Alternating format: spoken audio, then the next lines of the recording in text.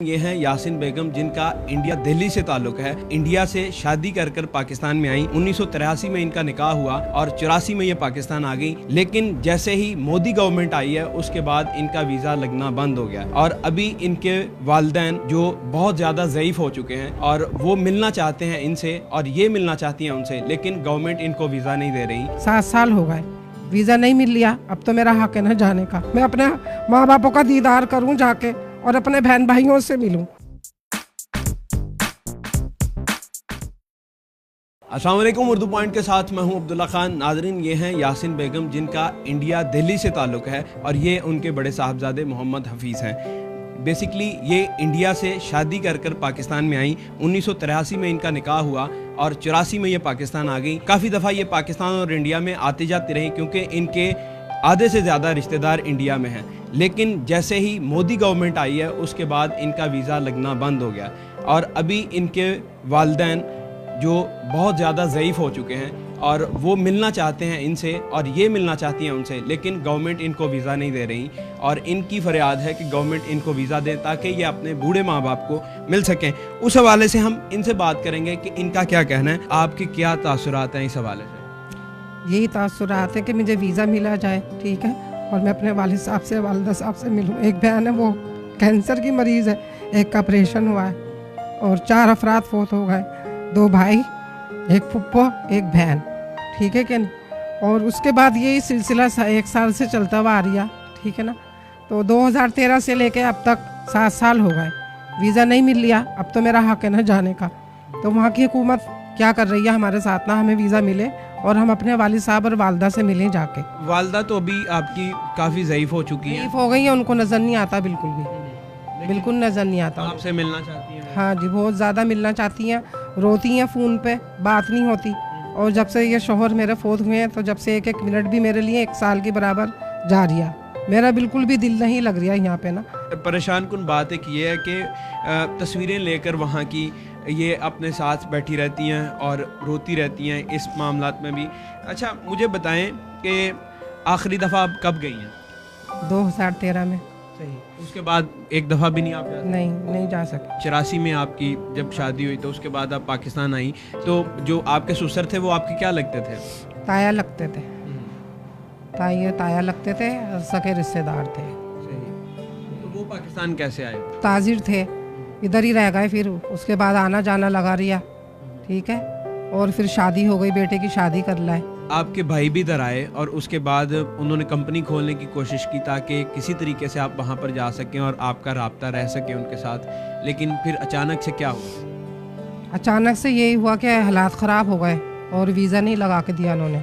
इसी उसमें शोहर की भी चाहत थी कि मैं जाऊँ एक दफ़ा और फैमिली को लेके ना, कि चलो भाई कंपनी वगैरह बना के चले गए। तो लेकिन नहीं वीज़ा लगा, कोई अहमियत नहीं दी वीज़े को कि चलो जी ये है, हिंदुस्तानी है, ठीक है, यहाँ की हुकूमत है, ये वीज़ा दे इनको जैसे पहले देती थी। लेकिन इस तरह कुछ भी नहीं हुआ, नहीं दिया और इंतकाल हो गया। ये साल हो गया शोहर को फौत हो गए। अब तो इतनी है कि जुदाई नहीं इतनी महसूस हो रही है कि मैं आपको बयान नहीं कर सकती। एक सिस्टर को जो उनसी है ना, उसे कैंसर है, वो बीमार है बिल्कुल, और अभी 2 महीना भी नहीं हुए, 15 दिन हुए, एक को ऑपरेशन हुआ, ठीक है। तो बस मैं जाना ही चाहती हूँ, मुझे वीज़ा ही मिलना चाहिए। जो हकीकत है वो हकीकत है, सारा आपको प्रूफ दिया है। कितने बहन भाई हैं? हम 8 बहन भाई हैं। मेरा खानदान बहुत बड़ा है। आप अकेली इधर हैं? हाँ जी, मैं अकेली इधर हूँ। अल्लाह तो है ना, दुनिया सब साथ छोड़ जाए लेकिन अल्लाह साथ ना छोड़े। 1 साल में परेशानी है और परेशानी देख ली बहुत ज़्यादा, ठीक है। तो अपनों की तो याद आती है ना इंसान को। बाप तो माँ बाप ही होते हैं ना, माँ बाप की मिसाल तो नहीं ना कोई दे सकता।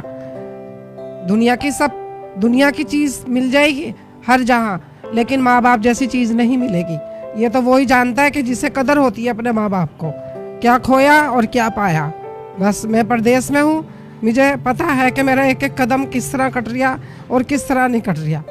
मैं बयान करके बता रही हूँ आपको ना, बार बार कह रही हूँ मैं कि मुझे वीज़ा मिले और मैं अपने वालिद साहब की और वालदे का दीदार करूँ। फ़ोन तो मुझे 24 घंटे वहाँ पे सब करते हैं, लेकिन मैं नहीं सुन सकती फ़ोन, ठीक है। शोहर का अचानक इंतकाल हुआ, वो सदमा मेरे से बर्दाश्त नहीं हुआ। इस फीलिंग को किसी को क्या लगे, जिसके सिर पे जिसके दिल पे बीतती है उसको ही पता चलता है।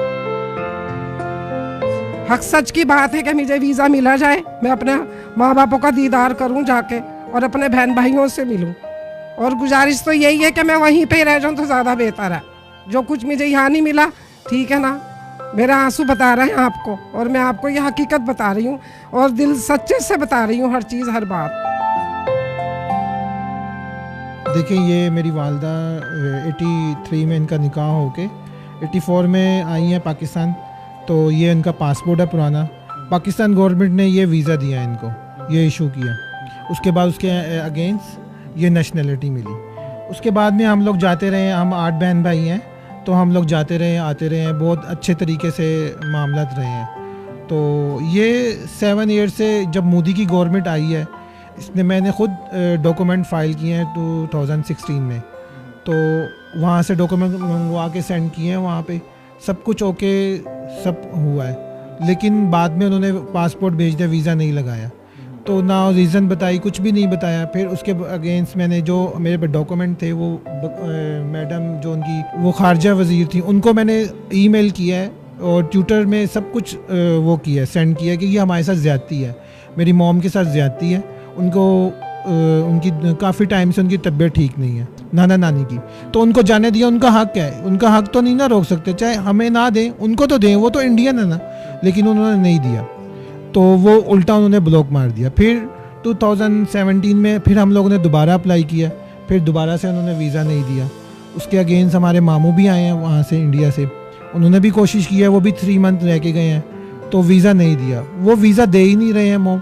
अब उनकी नाना नानी की तबीयत बहुत ख़राब है, तो अम्मी ने जाना है, तो उनका जाना बहुत ज़रूरी है, क्योंकि अम्मी तो इंडिया की है, उनकी बाकायदा प्रूफ है हमारे पास। ये लास्ट वीज़ा लगा हुआ है जो 2000 तकरीबन 13 में ये वीज़ा स्टैम्प हुआ है। मेरी वालिद साहब गए हैं, वालिद साहब, उसके बाद सिस्टर गई है साथ में और छोटा भाई गया है, पूरी फैमिली गई है 2013 में। कांग्रेस की हुकूमत थी, लेकिन ये गवर्नमेंट हमें वीज़ा क्यों नहीं दे रही? हम लोग तो 30 साल से आ रहे जा रहे हैं, कोई प्रॉब्लम नहीं है, पूरा रिकॉर्ड है हमारे पास, पूरा सिस्टम में रिकॉर्ड है। पाकिस्तान गवर्नमेंट से मैंने 2017 में 16 में मैंने एप्लीकेशन दी है, वज़ीर जो इनका खारजा का इस्लामाबाद में दफ्तर है, वहाँ पे हम लोगों ने मेल की है, लेकिन उन्होंने भी कोई जवाब नहीं दिया। जो दुबई से कोशिश किया आपने, वो किस हद तक कारआमद रही?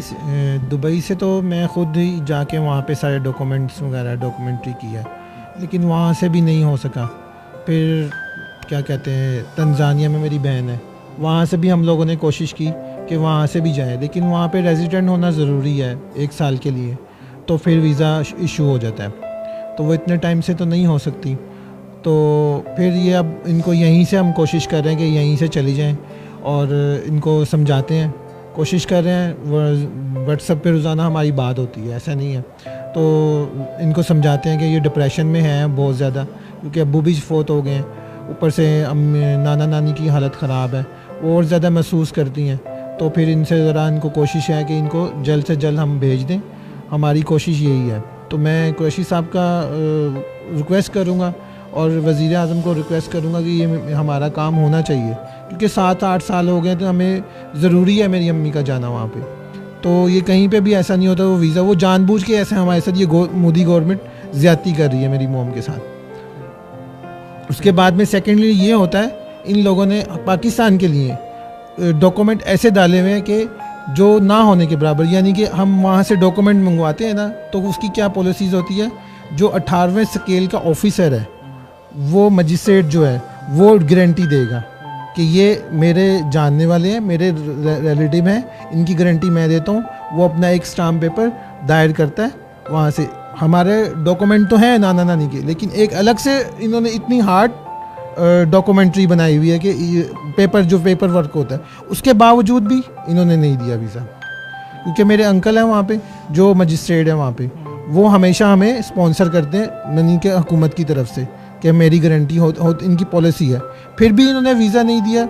हैरत वाली बात है। नाजरीन, आप देखें कि एक माँ बाप से मिलने के लिए एक मोहब्बत को ज़िंदा करने के लिए, अपने बहन भाइयों से मिलने के लिए क्या क्या पापड़ नहीं बेले इन्होंने। बांग्लादेश से कंटेनर मंगवाने की कोशिश की, यहाँ से भेजे, दुबई से, और तरह तरह जगहों से इन्होंने कोशिश की ताकि अपने माँ बाप से मिल सकें, अपने वालिदैन से मिल सकें, जो इस टाइम इतने ज़ईफ़ हो चुके हैं कि वालदा की बुनियादी जो आंखें हैं नज़र चली गई है, और वालिद भी इतने ज़ईफ़ हैं कि वो सफ़र भी नहीं कर सकते, क्योंकि इनके पास एक ये इन्होंने प्लान किया कि करतारपुर राहदारी पर आ जाते हैं दोनों, लेकिन वो सफ़र नहीं कर सकते, जिसकी वजह से ये एक दूसरे को मिल नहीं सकते।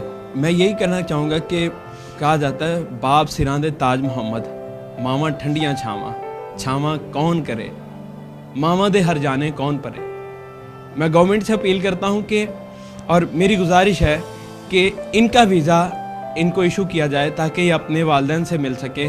बच्चों को ना भी किया जाए तो खैर है, लेकिन इनका वीज़ा लाजमी इनको इशू किया जाए ताकि अपने वालिदैन से मिल सके। देखते हैं उर्दू पॉइंट, मैं हूं अब्दुल्ला खान, अल्लाह निगहबान।